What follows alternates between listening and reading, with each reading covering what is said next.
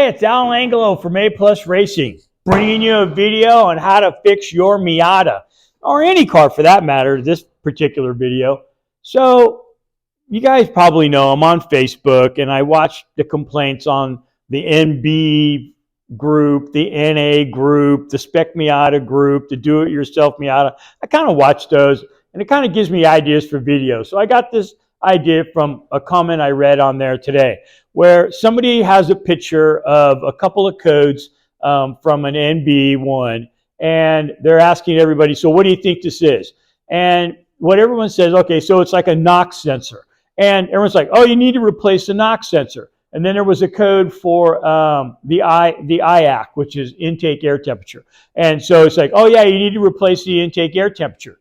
Hey, I got to get this cleared up, because that is not the way we fix the car, okay? So I'm going to teach you how Ford taught me, all right? So when I worked for Ford for 20 some odd years, we were taught to use the flow chart, okay? So if you've got a code, let me walk you through what the flow chart is. Okay, so I wrote it on the board. Come on, let's take a look. All right, so here is the Ford flow chart, all right? So this is the process that they taught us on how to fix a car, all right? So the first thing we have to do is we test drive or verify the problem. If we can't verify the problem, we can't fix it. And there were times we couldn't verify the problem, all right? So you got to, if it requires a test drive, you got to test drive customer's car, all right? Okay, so we got to verify the problem. Let's say we verified that there's something going on with it. The next one is check for TSBs. Maybe some of you have never heard about TSBs. What a TSB is, it stands for Technical Service Bulletin, all right? And so when I worked for Ford, we signed up for the mailer, and they mailed us Technical Service Bulletins, TSBs.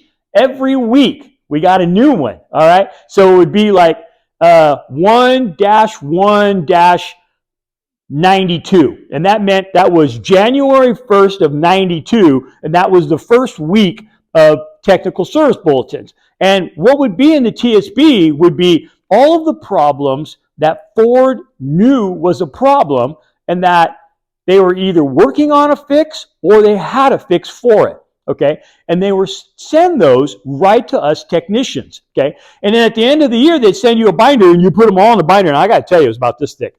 And so it was all kinds of different things going on with all different cars with Ford. So I was a transmission powertrain specialist. So every week I would go to the powertrain section, and I would read about what problems were occurring in my area of repair. Okay, so basically transmissions. So for instance, a long time ago in the 470W transmission, they came out with a TSB that a low-speed shutter, okay, coming from the transmission somewhere around 45 to 55 miles an hour. I had felt that in a lot of the vehicles that had the 470W transmission. The problem was that Ford had changed the brand of material they used for the converter clutch, and it didn't like the Ford transmission fluid, and it would shudder as it would apply. And it felt like you were going over speed bumps at 100 miles an hour, okay, for a really brief period of time. Okay, so there was a technical service bulletin on that. And the technical service bulletin was flush the fluid, change it with this upgraded type of fluid, and see if it went away. And if it did, you were golden. If it didn't go away, there was an updated torque converter that we used to have to put in. And they gave you the part numbers, they told you how much it paid to do the job, give you the whole lowdown, and you just used the technical service bulletin number on the repair order. And that was it. Of course, it was under warranty. There was another one that happened from around 1988, but in 1986, when the Ford Taurus first came out, people were complaining that as they were coming to a stop, they would feel this bam in the back of the car. It felt like somebody ran into the back of the car. And sure enough, I felt that. I was working for them back then. And you'd be coming to a stop sign, and all of a sudden, boom, and you look behind you to see if somebody ran into you, and there's nobody there. It was the transmission. So what Ford found out was that when they designed the transmission, they designed it to downshift from fourth gear to third gear to first gear when you were coming to a stop. They skipped second gear because it would have applied engine braking the way the transmission was designed. It would have applied engine braking in second, and it would have felt weird. So what they decided to do was skip second and then shift right from third to first. Well, if you caught the throttle just right, it would bang into gear. There was no fix for it, and it was a technical service bulletin. So when customers came in with that complaint, we would show them the TSB that there's no fix for that problem. And believe me, we tried fixing it. Now later on, some of us mechanics got pretty savvy about bending the bracket for the TV cable and be able to reduce and manipulate the throttle valve pressure, and we were able to hide it at a lower speed. But that wasn't a Ford recommend repair. We just kind of found out about it and we just did it for the customer. So sometimes TSBs, there's a repair and sometimes there's not. And unfortunately, a lot of customers back then paid for a transmission overhaul at some aftermarket transmission place, spent $3,000, and there's no way to fix the problem. So that's why it's important to check to see if there's a TSB for the problem on your car. And they're free at whatever dealership your car comes to. So if it's a Ford, go to Ford and say, hey, I want to know all the TSBs on my car, and they'll give them to you. It has to be public domain, or they'll give you a site that you can look them up, okay? And that's all manufacturers. And they've been having technical service bulletins going back to the Model A, all right? So they're for every make and model. I don't care what it is. It could be a Chevy, a Ford, a Nissan. They all have TSBs. All right, we checked the TSBs, okay? And we don't have any. So then we're going to go and we're going to check the code. So this is where you get your little code reader out and you're going to read the code, okay? Or you go to an auto parts store and they give you a code number, okay? So you get a code number, all right? And let's just say, for instance, that we end up with a code and it is a P, make that a better P, P0102, okay? So I got this code. So now I know what the code is. I need to go to a pinpoint test. So this is where you guys make the mistake. You think that when you run a DTC code, okay, a diagnostic trouble code, that whatever it comes up with, that's the problem, okay? And you have to replace that part. So if it says, this is a mass airflow sensor code, it's like, yeah, I need a mass airflow sensor. And you run down to the parts store and you buy a mass airflow sensor and you put it in there, and probably most of the time it doesn't fix the problem. That's because codes do not diagnose the car for you. It only tells you the system that the problem is in. So I'm going to say that again, because this is where a lot of people are wrong, okay? In that when you get a code, that is not the faulty part, all right? That is the system that the problem is in.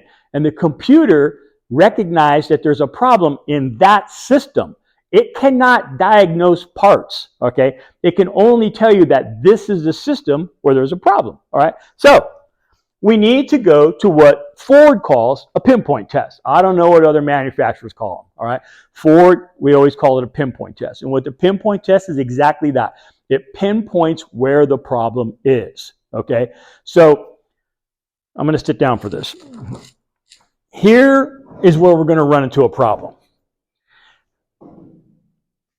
In the dealership, we have access to the manufacturer's information when it comes to diagnosing the cars, okay? We work for them. All mechanics who work for a dealership, and even independents to a lesser extent, have this access.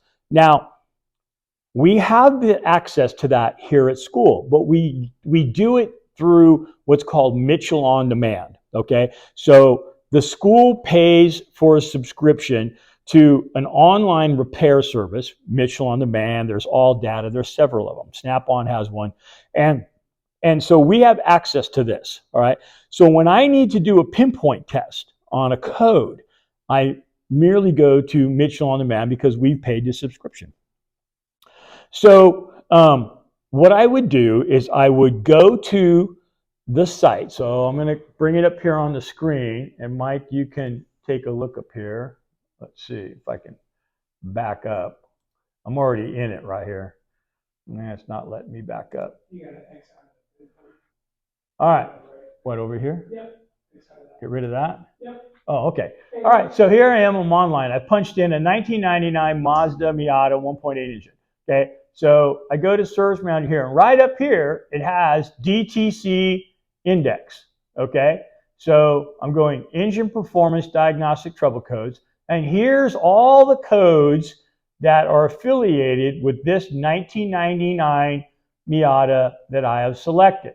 All right. So if I come up here, the one that we were talking about, and I just grabbed the first one, is a P0. This P right here, this stands for powertrain. Okay. If it was a B, it would be that would be for body.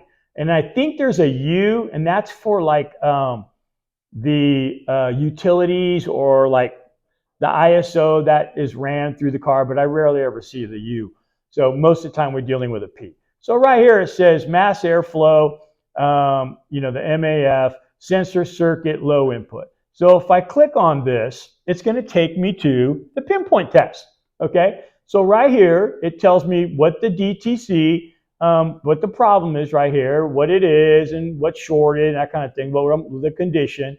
And then down here is the steps to fix the car. Okay. So, you know, right here, it says ensure that freeze frame PID data has been recorded. Inspect all applicable harness connectors, repair as necessary. Go to step 6. If no problem is found, go to the next step. So we're pinpointing the problem. So then if this was all look good, it's going to go to the next step. Using scan tool, access PID data monitor. Now what PID data monitor, this is parameter identification data.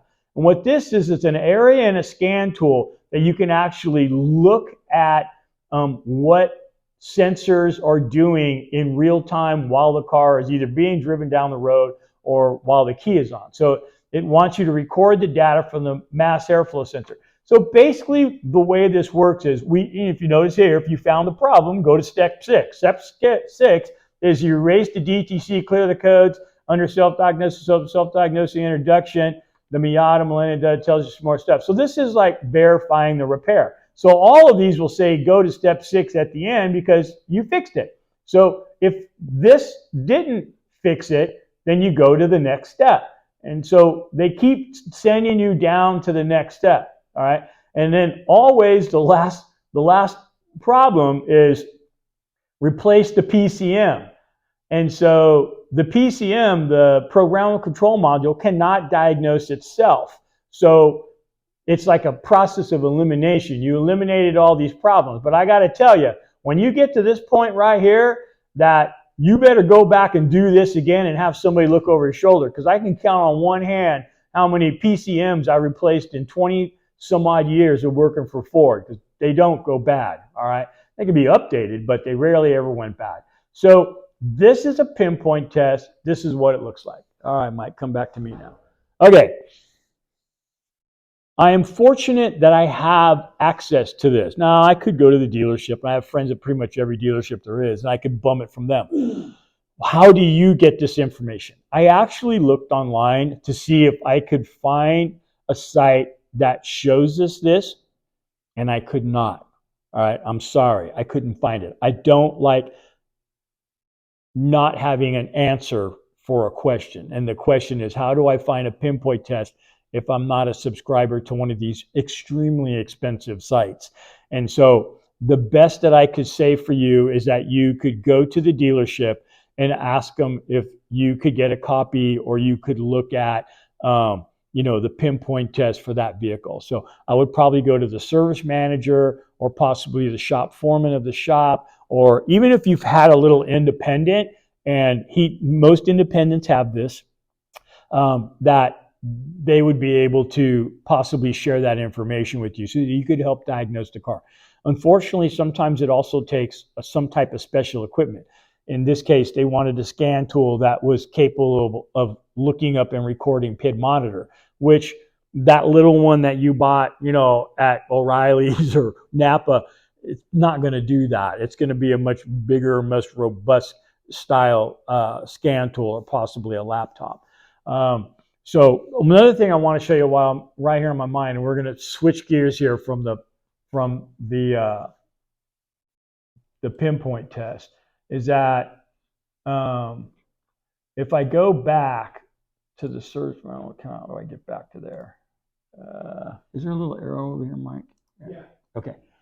A lot of time, there it is. A lot of times the technical service bulletins are posted on these sites. So for this vehicle right here, which I've got in here in 1999, these are all of the TSBs that have to deal with problems with this model year. Now, when I worked for Ford, we even narrowed it down per VIN number.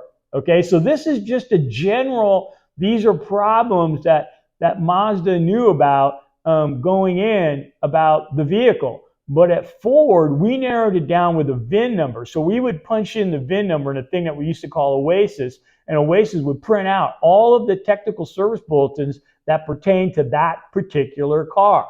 Okay, so this is available, and you should be able to get copies of this from the dealership, or they'll send you to a site that you can get it. So if we go right here to the engine control system, so it gives me, the different types of complaints, hard to start, excessive cranking. It would tell me this is for a 99 1 to 01. And so if I clicked on it, here's the TSB right here. All 99 Miatas was VIN number lower. So it's giving me kind of an area of what the VIN is. Hard starting, excessive cranking may occur on some vehicles. All right. And then down here, it's telling me how to repair it. So inspect the fuel hold pressure 5 minutes after turning the key off position. So basically, they're just seeing if the fuel pressure is bleeding down. That could be several parts. It could be a fuel pressure regulator valve, a leaking. Oh, look, boom, there it is, fuel pressure regulator valve. Leaking injectors. It also could be the fuel pump has a check ball inside of it to keep the fuel pressure from backing up. So in this case, they're giving you an updated fuel pressure regulator valve for this concern. And I might want to look at this one a little closer because I think I have a couple of these vehicles. All right. Okay. So now you know the flow chart. Step 1, verify the problem. Step 2, check TSBs. Those are available at the dealership. Step 3, check for codes. If you have a code, you're going to do the pinpoint test. Once you've done the pinpoint test and you repaired the vehicle, then you make sure that you verified the problem and that you fixed the car. All right, so I hope this clears it up. I know it probably causes a little more confusion over how do I get a copy of those pinpoint tests. So anyways, if there's anything I can do to help you out, contact me, all right? And I'll see what I can help you out.